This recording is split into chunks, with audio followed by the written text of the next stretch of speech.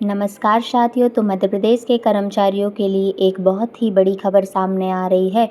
तो चलिए इसे विस्तार से जान लेते हैं। लेकिन उससे पहले अगर आपने हमारे यूट्यूब चैनल को सब्सक्राइब नहीं किया है तो पहले हमारे यूट्यूब चैनल को सब्सक्राइब कर ले ताकि आने वाली वीडियो आप तक पहले पहुँच सके।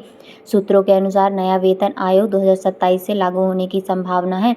इसके लागू होने के बाद देश भर के केंद्रीय कर्मचारियों के सैलरी स्ट्रक्चर में जबरदस्त बदलाव होने वाला है। यह बदलाव न केवल वर्तमान कर्मचारियों को बल्कि पेंशन भोगियों को भी सीधा लाभ पहुंचाएगा। 7वां वेतन आयोग 2016 में लागू किया गया था और अब उसकी जगह 8वां वेतन आयोग लेगा।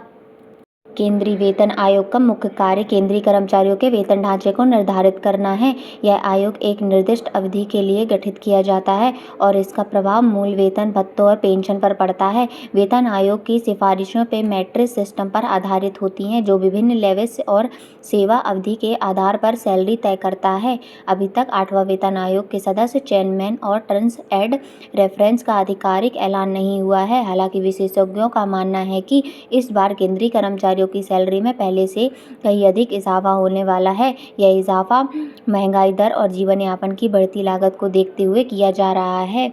8वें वेतन आयोग की सबसे महत्वपूर्ण बात यह है कि इसमें फिटमेंट फैक्टर को बढ़ाया जा सकता है। वर्तमान में यह फैक्टर 2.57 है, लेकिन नए वेतन आयोग में इसे 2.86 तक बढ़ाने की संभावना है। फिटमेंस फैक्टर वह गुणांक है जो पुराने वेतन आयोग को नए वेतन में बदलने के लिए उपयोग किया जाता है। इस फैक्टर में वृद्धि का मतलब है कि कर्मचारियों को पहले से अधिक वेतन वृद्धि मिलेगी। यह बदलाव सभी स्तर के कर्मचारियों को प्रभावित करेगा, चाहे वे निचले स्तर के कर्मचारी हों या उच्च स्तर के अधिकारी। फिटमेंट फैक्टर में यह वृद्धि सरकारी कर्मचारियों के लिए एक बड़ी राहत साबित होगी क्योंकि इससे उनकी वित्तीय स्थिति में काफ़ी सुधार होगा।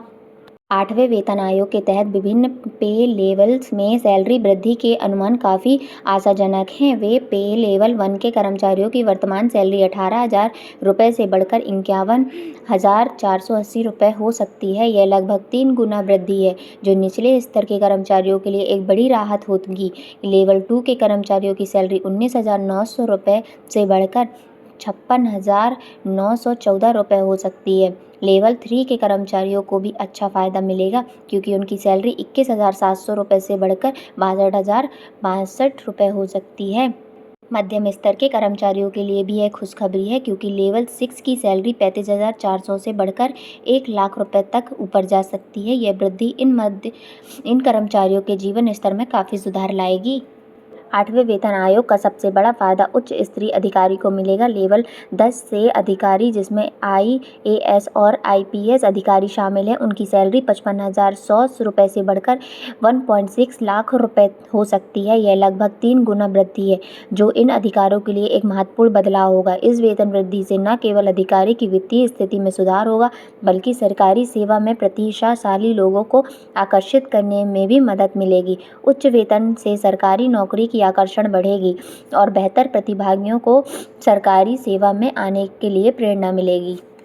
8वें वेतन आयोग का लाभ केवल वर्तमान कर्मचारी को नहीं बल्कि पेंशन भोगियों को मिलेगा। पेंशन की राशि भी वेतन वृद्धि के अनुपात में बढ़ाई जाएगी। यह उन लाखों सेवानिवृत्त कर्मचारियों के लिए एक बड़ी राहत होगी जो महंगाई की मार झेल रहे हैं। पेंशन भोगियों के लिए यह वृद्धि काफ़ी महत्वपूर्ण है क्योंकि उनकी आय का मुख्य स्रोत पेंशन ही है। वेतन आयोग की सिफारिशों के बाद उन्हें बेहतर वित्तीय सुरक्षा मिलेगी और वे एक सम्मानजनक जीवन जी रहे सकेंगे। विशेषज्ञों के अनुसार 8वां वेतन आयोग 2027 से लागू होने की संभावना है। हालांकि यह तारीख अभी तक आधिकारिक रूप से घोषित नहीं की गई है। वेतन आयोग के गठन के बाद उसे अपनी सिफारिशें तैयार करने और सरकार को सौंपने में कुछ समय लगेगा। सरकार इन सिफारिशों की समीक्षा करने के बाद ही इसे लागू करेगी। यह 2 साल का वेतन आयोग को अपना काम पूरा करने के लिए उचित लगता है। इस दौरान आयोग विभिन्न हितधारकों से सुझाव लेगा और व्यापक अध्ययन करेगा। कर्मचारियों को धैर्य रखना होगा, लेकिन इस इंतजार का फल मीठा होगा।